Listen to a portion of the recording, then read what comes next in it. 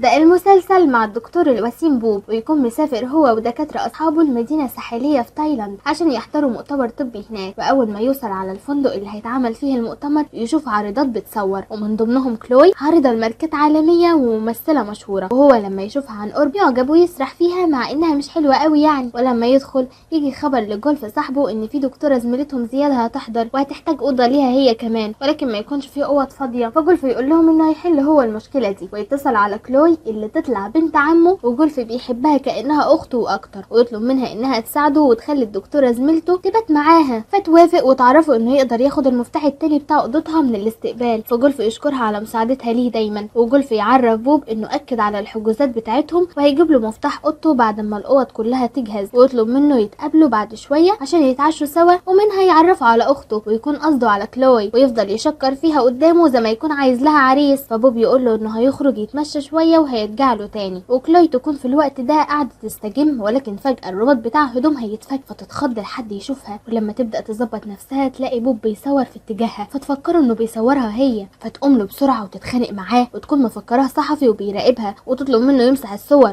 وهو ما يكونش فاهم هي بتتكلم عن ايه، ويحاول يوضح لها انه كان بيصور المكان وبس. فتطلب منه يوريها الصور فيوافق عشان يثبت لها انه ما صورهاش، ولكنها تلاقي نفسها ظاهرة في صورة من الصور. فلما تحاول تمسحها بوب يشيل نضارتها من على وشها عشان يعرف هي مين وخايفة ليه كده، فيعرف انها كلوي فيعتذر لها وانه ما كانش يقصد. ولما تمشي يروح وراها ويطلب منها يتصور معاها، فهي تكون لسه خايفة منه ومش مرتاحه له، فتكلمه بتكبر وترفض تتصور معاه، فهو يتحرج ويسيبها ويمشي. ولما يدخل جولف يديله مفتاح اوضته، فبوب يكون زعلان ويقول له انه هيروح ينام لانه تعبان جدا من السفر. فجولف يرفض ويقول له انه لازم يجي يتعشى معاه هو واخته، ويرجع يشكر فيها تاني، ما يعرفش انها لسه مهزقه بكرامه الواد الغلبان الارض من شويه. فبوب يجيله فضول يتعرف عليها ويروح معاه، ويتصدموا اول ما يشوفوا بعض، والعشاء يتقلب خناقه. وجولف بعد ما يفهم هما كارهين بعض ليه يهديهم، ودكتور تالت صاحبهم يجي يقعد معاهم ويتعرف على كلوي، وكلوي تكون بتتكلم معاه باحترام على عكس ما بتتعامل مع بوب، وتسيبهم وتطلع على اوضتها. وبعد فتره تتصل على جولف وتعرفوا انها مش قادره تستنى الدكتوره زميلته اكتر من كده، وانها تدخل تنام وهي تبقى تيجي براحتها. والدكتوره توصل متاخر جدا، وجولف يديها المفتاح اللي معاه، ويلاقي بوب نايم من كتر تعبه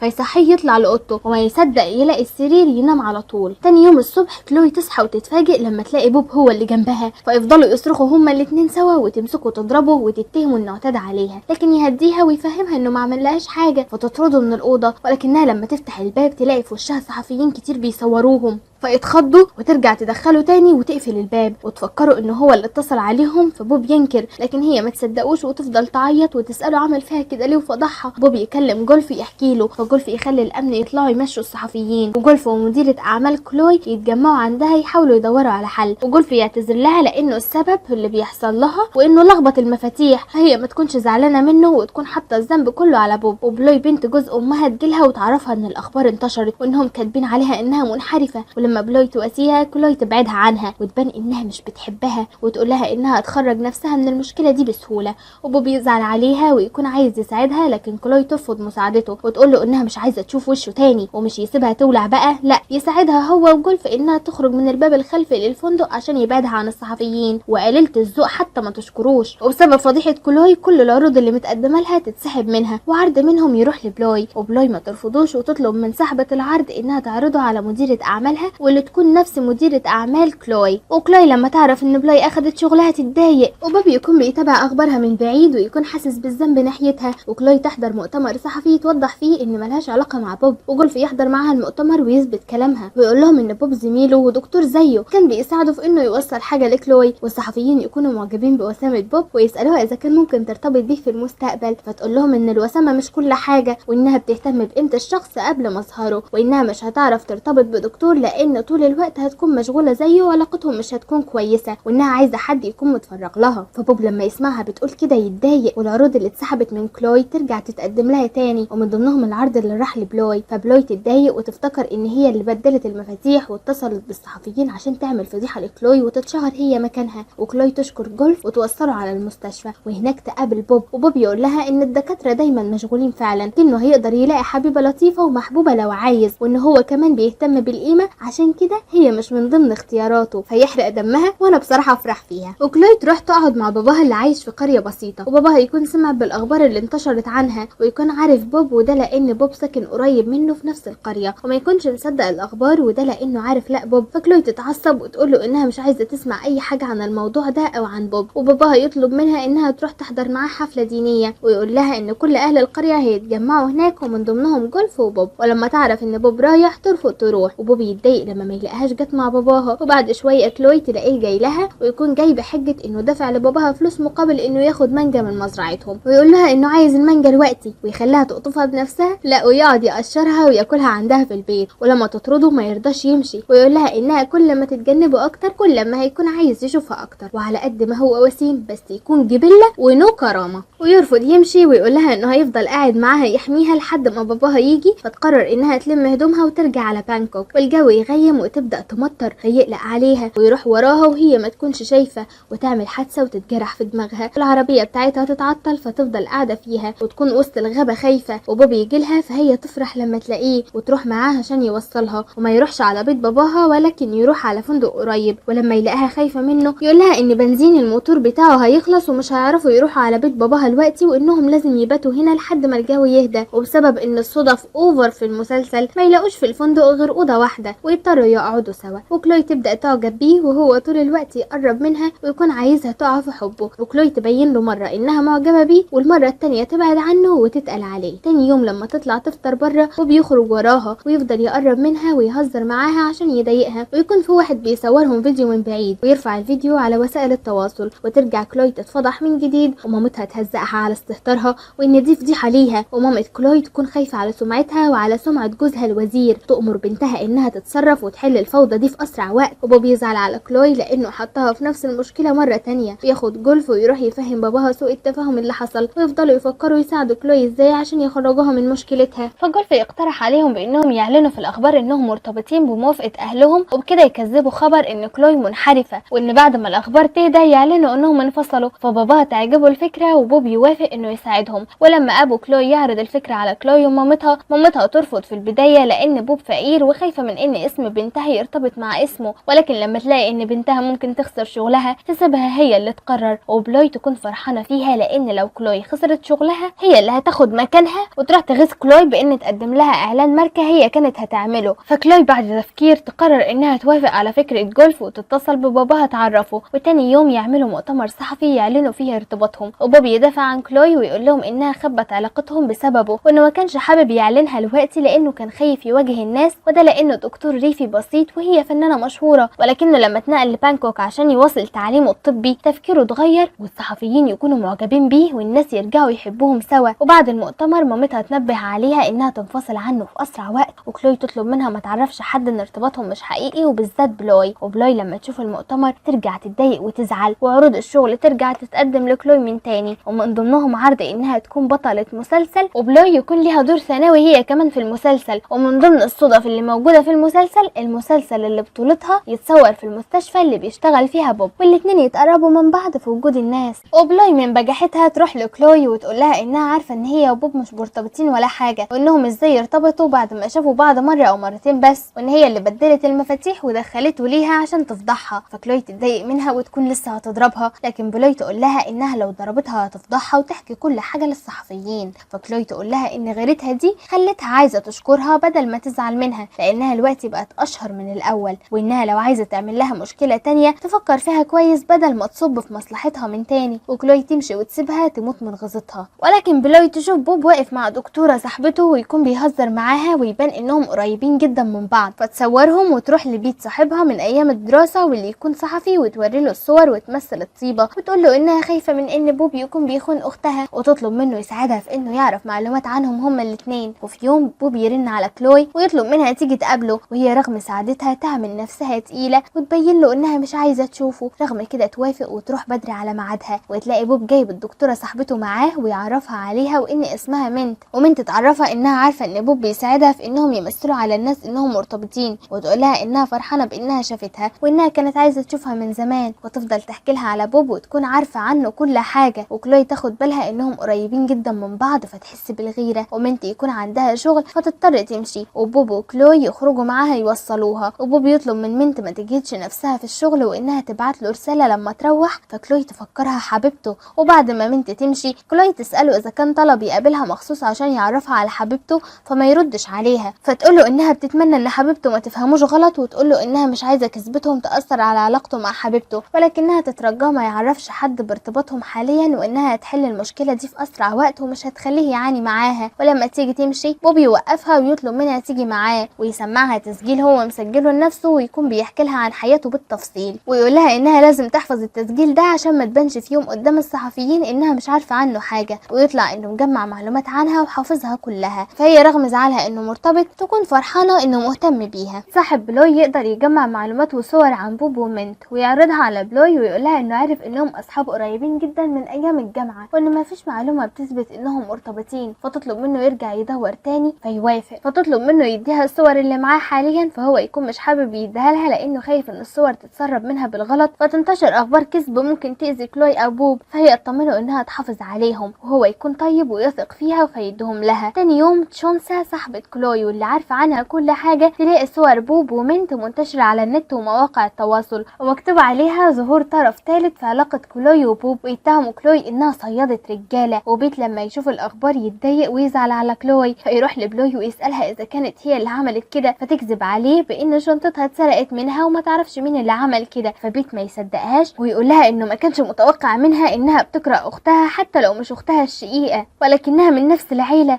وانها كان لازم تخاف عليها. فبلوي تقول له انها فعلا بتكرهها لانها بتاخد منها كل حاجه من وهم صغيرين، وانها اتشهرت اكتر منها رغم ان مفيش فيها حاجه زياده، وتحذره انه يجيب سيرتها او يذكر ان هي اللي سربت الخبر لانه هيتضر اكتر منها. وبوب يروح لكلوي ومديره اعمالها ويعتذر لهم ويقول لهم انه سبب لهم مشاكل كتير، وانه هيشيل المسؤوليه وهيعمل اي حاجه عشان يحل مشكله الشائعات. فمديره اعمال كلوي ترتب لهم هيعملوا ايه، واول حاجه يعملوها يروحوا يشتروا خاتم، وكلوي تكون خايفه تحرج بوب وتختار حاجه غاليه عليه، فتقرر انها تختار خاتم صغير، ولكن بوب يختار لها خاتم الماس غالي، فتزعل عليه وتطلب منه انها تسدد هي حقه لانه مش ملزم وانها مش حبيبته عشان يدفع كل ده. فهو يقول لها انه لو ما دفعش مش هيكمل تمثيل معاها، ويقرروا انهم يعملوا مؤتمر صحفي، ولكن قبل المؤتمر يدخل لها ويقفل عليهم الباب ويلبسها الخاتم بطريقه رومانسيه، ويقول لها انه مش عارف ايه اللي هيحصل في المستقبل ولكنه عايز منها وعد، ولما تساله هتوعده بايه يعرفها انه هيقول لها الحاجه اللي عايزها في وقتها، ولكنه عايزها توعده انها توافق من الوقت، فتوافق وهو فجاه يقرب منها ويبوسها، وبعدها يدخلوا المؤتمر وبوب يصرح انه مش مرتبط غير بكلوي وانه مش بيشوف اي واحده غيرها، ويمسك ايديها ويرفعها على وشه، فالصحفيين يشوفوا الخاتم، ولما يسالوهم اذا كان ده خاتم الخطوبه بوب يرد هو عليهم ويقول لهم ان الخاتم ده هو اللي جايبه لها عشان يعبر بيه عن حبه الحقيقي، والصحفيين يشوفوهم كتاكيت مع بعض. ومن تاني خطه بلوي تفشل وكلوي تزيد شهره، وجوب مديره اعمالها تقول لهم انهم لازم من النهارده يخرجوا كتير مع بعض في اماكن عامه عشان الناس يشوفوهم وياخدوا لهم صور وعلاقتهم مع بعض تتاكد، وينفذوا كلامها ويخرجوا في اكتر من موعد سوا، والناس يبداوا يتصوروا معاهم وحب الناس لكلوي يزيد. وفي يوم بوب يكون طالع حمله طبيه في الريف، فيطلب من كلوي انها تسافر معاه، ويكون معرف اهل القريه انها تيجي معاه عشان كلهم يتجمعوا في المستشفى ويقدر يعمل لهم الفحوصات. فاهل القريه لما يشوفوها يفرحوا وتتصور معاهم ومع الاطفال والممرضين. ساعد بوب وتكون فرحانه لما تشوفه بيشتغل وتلاقيه محبوب من كل اللي حواليه وانه شخص طيب وحبها يزيد ليه. ولما يفضى شويه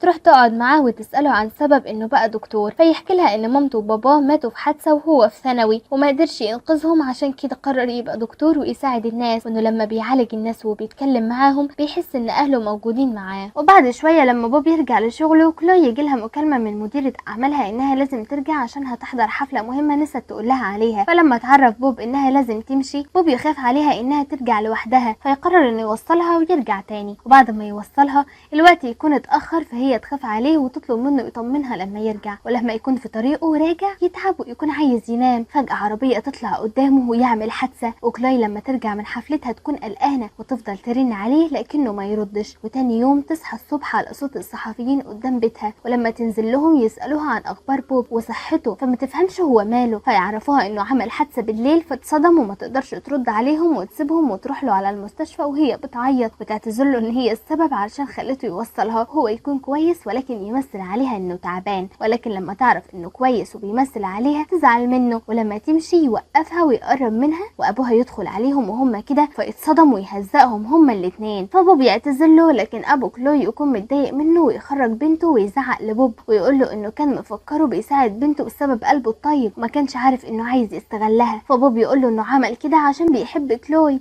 وانه مش بيستغلها ولا عايز يأذيها، ويقول له رغم انه شافها فترة قصيرة ولكنه حبها وعايز يكمل عمره كله معاها، ويقول لابوها انه هيتحمل مسؤولية غلطته ويعمل اي حاجة عشان يثبت له انه بيحبها. وباباها يخرج يجيب كلوي ويعرفها انه اتفق مع بوب انه يتجوزها، ويطلع ان ابوها السوسة بيعمل كل ده عشان عايز بوب عريس لبنته لانه لقاه لقطة وما يتفوت. وكلوي ما تكونش مصدقاهم وتكون مصدومة، لكن باباها يقول لها ان ده قراره النهائي، وبوب يكون فرحان جدا بالقرار ده، فتقول لهم انها لو حتى وافقت مامتها مش هتوافق. ففاق ابوها ياخد بوب وبنته ويروحوا على ام كلوي، ومجرد انهم يعرضوا عليها قرارهم تهزقهم وتتخانق معاهم وتقول لهم انها لا يمكن تجوز بنتها لواحد زي بوب، وتقول لفاق ان بوب بيفكرها بيه وانهم متخلفين عقليا زي بعض، وانها لو وافقت على الجوازه دي تبقى بتدمر سمعتها. وفاق يقول لها انه كان عارف انها مش هتوافق عشان كده كان عنده خطه تانية، ويخرج لها موبايله ويوريها ان جوب مديره اعمالها عملت مؤتمر صحفي تطمن الناس على صحه بوب، واعلنت فيه ان بوب وكلوي هيتجوزوا قريب، وبكده يحط ام كلوي تحت الامر الواقع ويجبرها انها توافق. فكلوي تتكلم مع بوب انهم ما ينفعش يتجوزوا لانهم لو اتجوزوا غصب عن مامتها هيواجهوا المشاكل كل يوم. فبوب يقول لها انه مش مهتم وانه عايز يتجوزها فعلا لانه بيحبها، وان الجواز بالنسبه له شيء مقدس مش لعبه، وهي قلبها يدق وتفرح بالكلمتين دول قوي. لكن مامتها بالليل تفضل تلعب في دماغها وتقول لها انها تسمح لها تتجوزوا لفتره ولكن جواز وهمي وبعد كده ينفصلوا، وتحذرها انها تسلم قلبها ليه، وتقول لها انه اكيد بيقرب منها الهدف في دماغه وانه اكيد مش بيحبها. ومن كتر ما بتزن عليها كلوي تشك انه فعلا مش بيحبها، وبيت صاحب كلوي يبان انه زعلان في بعده عنها، ويخرج ألبوم مليان صور ليها من ايام المدرسه ويبان انه وقع في حبها من زمان، ويقرر انه يرجع يصالحها من تاني. فبلوي تقول له انه لو عايز يرجعوا اصحاب من تاني يساعدها في اي حاجه تطلبها منه ما يعترضهاش، فيوافق. وبعد فتره تطلب منه يعمل بيج فيك وينشر ان كلوي حامل، عشان كده خدت قرار الجواز من بوب بسرعه. فبيت يكون حاسس بالذنب انه هيأذي كلوي، ولكنه مجرد انها تتدلع عليه وتقرب منه ينفذ طلبها زي اللهبل. وتاني يوم بلوي وهي في الشغل ترمي على كلوي كلام وتقول لها ان المتابعين بتوعها بقوا بيكرهوها وانهم بيهاجموها على وسائل التواصل. فلما تشونسا صاحبه كلوي تدور تلاقي الصفحه الفيك اللي بيت وبلوي عاملينها، فكلوي تشك فيها وان هي اللي عاملاها. ولما تقوم تتخانق معاها تشانسا توريها ان مفيش حد بيهاجمها وان كل المتابعين بيهاجموا اصحاب الصفحه. فبلوي لما تلاقيها فرحانه تقول لها انها ما تفرحش قوي كده وانها مثيره للشفقه لانها تتجوز واحد مش بيحبها لمجرد انها تنقذ شهرة. كلوي تزعل وتكون خايفه من ان بوب ما يكونش بيحبها فعلا، فتشونسا تقول لها انها ما تفكرش كتير وانه لو مش بيحبها ما كانش هيتجوزها، وتقول لها ان الاهم من انه يحبها تسال نفسها اذا كانت هي بتحبه ولا لا. فكلوي تنكر وتقول لها انها مش بتحبه، لكن تشانسا تكون عارفه انها بتكذب. بعد كام يوم يروحوا يشتروا الفستان والبدله بتوع الفرح ويجهزوا كل حاجه ويتجوزوا، والكل يكون فرحان لهم ما عدا نابا ام كلوي، وتقول لهم ان بما ان الجواز مش حقيقي مش هتخلي بنتها تبات معاه في مكان واحد وتطرده من بيت كلوي، لكن بوب ما يرضاش يمشي من غير ما يسمع راي كلوي. فكلوي تقول له انها بتتفق مع كلام مامتها، فبوب يزعل منها ويمشي، وكلوي تطلع على اوضتها وتغير فستانها وتفضل تعيط. تاني يوم تفضل ترن عليه وتبعت له رسائل لكنه ما يردش عليها، فتقرر تروح للمستشفى وهناك تلاقيه واقف مع الممرضات وبيضحك وبيهزر معاهم وعادي. فتقول له انه من تجاهله ليها فكرته مات، فيتكلم معاها ببرود ويقول لها انه كويس ويسالها عن سبب وجودها هنا، فتقول له انها جايه تطمن عليه، فيكون زعلان منها ويقول لها تطمن عليه ليه بعد ما سمحت لمامتها انها تطرده بسهوله. فتعتذر له وتقول له انها غلطانه وتقول له انها تعمل له اي حاجه عشان يسامحها. فيفكرها انه يوم ما لبسها الخاتم طلب منها انها توعده انها توافق على طلب ليه، وان ده اليوم اللي هيطلب منها طلبه اللي هي وافقت عليه. فتساله ايه هو الطلب، فيقول لها انه عايز يعيش معاها وما يتفرقوش ابدا. فهي توافق عشان وعدها ليه وبس، وهي اصلا تكون من جواها هتموت من الفرحه انه راجع معاها. فتاخده معاها على بيتها وتحط هدومه وكل حاجته في اوضه خاصه بيه، وتقول له ان كل واحد فيهم هيقعد في اوضه منفصله عن التاني، فيوافق عشان يسيبها على راحتها.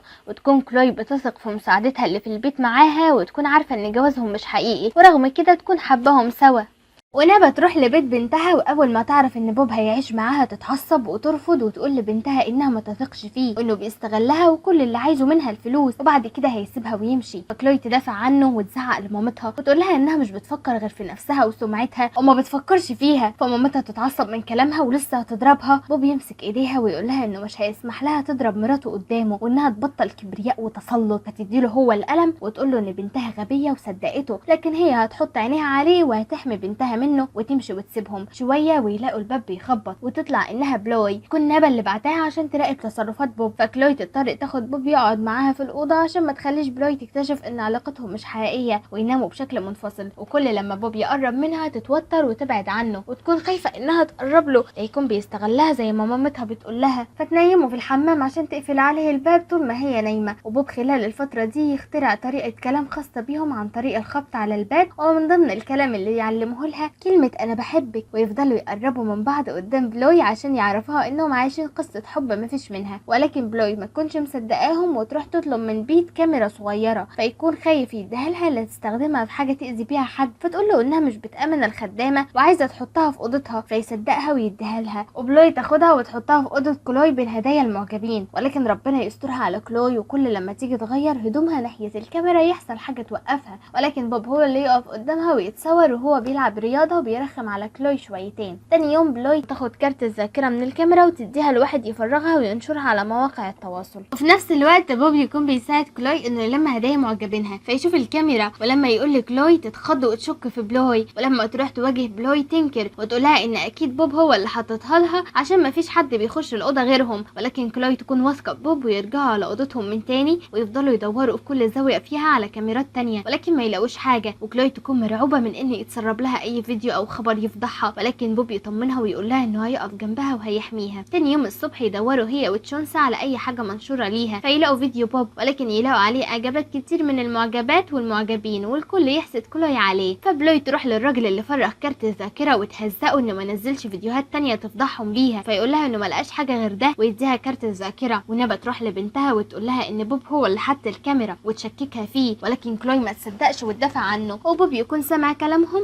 ويفرح لما كلوي تدافع عنه. وبيت لما يشوف الفيديو يعرف ان بلوي السبب فيتصدم فيها تاني ويروح لها بيقول لها ان اللي هي عملته ده خطير وانها ممكن تتسجن لو كلوي بلغت عنها، فتخاف وما تكونش عارفه تعمل ايه. ولكن بيت يروح للراجل اللي فرغ الصور ويساله على بلوي، ولكن الراجل ما يكونش عارفها ولا عارف تفاصيل عنها لانها كانت مخبيه وشها، ويروح يطمن بلوي فبلوي تفرح وتحضنه وتشكره على انه دايما جنبها ومش تتهدى وتتلم وتوقف صرم وغل، لا تروح تفتح كارت الذاكره وتشوفه وتلاقي ان بوب وكلوي مش مرتبطين حقيقي وان كلوي مش بتسمح لبوب يقرب منها. المهم خلال الفتره دي كلوي تثق في بوب وتعترف له بحبها وجوازهم يتحول لجواز حقيقي. وبعد كام يوم كلوي تقرر انها تعمل عيد ميلاد لبوب وتكون مقرره انها تعمله في مكان ساحلي، وتروح تقول لبوب انها هتسافر لشغل وانه يجي وراها عشان يقضوا يومين سوا، فيوافق ويكون عارف انها عايزه تحتفل بيه وتسافر. وفي نفس اليوم اللي يجهز شنطته عشان يسافر هو كمان بلوي تكون مجهزه خطه شريره وتجهز كاميرا وتعمل نفسها وقعت من سلم البيت، فبوب يروح لها يلحقها وياخدها على اوضتها وهي تتميص عليه. فبوب لسه هنفكره بيستجيب لها لكن يطلع اشطر كتكوت ويكون عارف ان في كاميرا ويمسكها يهزقها ويقول لها ان لعبتها قذره وينصحها انها تتلم وتهدى بقى عشان قرفتنا طول المسلسل، وياخد الكاميرا ويمشي. فتجري وراها عشان تاخد الكاميرا لكنها تلاقي بيت في وشها، ولما يلاقيهم الاتنين طالعين من اوضتها الكرامه عنده تفوق من غيبوبتها ويهزقها ويستحقرها انها وصلت بيها القذره للدرجه دي بانها بتغري جوز اختها، ويقول لها انها انسانه عندها نقص ما بتفكرش تجتهد وان كل اللي بتفكر فيه ازاي تحاول تحطم اختها اللي هي اصلا ما بتعملش مجهود عشان تنجح عليها، ويقطع علاقته بيها ويسيبها ويمشي. فتحس على دمها وتعيط، ولكن الظلمه تطلع انها كانت بتصور بوب بكاميرتين والكاميرا اللي معاها تشوف الفيديو اللي فيه فتفرح. ولما بوب يروح على مكان حفله عيد ميلاده يلاقي كل التجهيزات ولكن مش بيلاقي اي حد في المكان، فيشك ان ام صرم بلوي عملت حاجه، ويطلع ان بلوي بعتت جزء من الفيديو لكلوي ويبان فيه ان بوب كان مستسلم. لا وبلوي ما تهداش على كده، دي تعمل مؤتمر صحفي عشان تفضح الكل فيه حتى تفضح نفسها. كلوي لما تعرف تيجي هي كمان وتكون نبا موجوده، وبلوي تطلع مسجله لنبا فيديو وهي بتتكلم مع دكتور معرفتها ونبا بتثق فيه وتحكي له ان جواز بنتها من بوب مزيف، وتعرض الفيديو قدام الصحفيين. فكلوي ومامتها يتفضحوا وكلوي تفضل تعيط من صدمتها، والمواقف اللي زي دي ما يحلهاش غير ابطال المسلسلات. بوب يوصل هو كمان ويقول لهم ان كلوي ضحيه وان هو اللي استغل الموقف وقرب منها عشان حبها اول ما شافها انها انسانه بريئة ويدافع عنها ويتحمل هو مسؤولية كل اللي حصل. ويعرض الجزء الثاني من الفيديو وهو بيبعد عن بلوي، فالصحفيين ونابا يحسوا صدق مشاعره ويصدقوا حبه ليها، وبلوي تتفضح وتخرج من المؤتمر زي كل مرة خسرانة، وكلوي تفرح ان بوب ما خانهاش وتخبطه على صدره زي معلمها، والكلمة فيما معناها انها بتحبه، وبكده تكون كسبت البطل والشهرة، ونابا تعتذر لبوب وحياتهم تكون سعيدة، وبلوي الكل يبعد عنها فتروح المعبد تصلي، كل تفكيرها يكون في بيت وتفضل تدعي انها تقابله، وواحد يجي يتنمر عليها، ولكن لأول مرة المخرج ينصف الطيب والشرير في مسلسل واحد، ودعائها يستجيب وبيت يطلع لها من حيث لا ندري ويبعد المتنمر ده عنها، فهي تفرح وتحس انها بتحبه وتقرر انها تبقى انسانة طيبة، وبيت يسامحها والكرامة ترجع لغيبوبتها، وبس كده وكل اللي في المسلسل حياتهم تبقى سعيدة. واتمنى من كل قلبي تعيشوا قصة حبكم في الحياة وتتقابلوا مع ابطال وبطلات احلامكم. بحبكم جدا، سلام.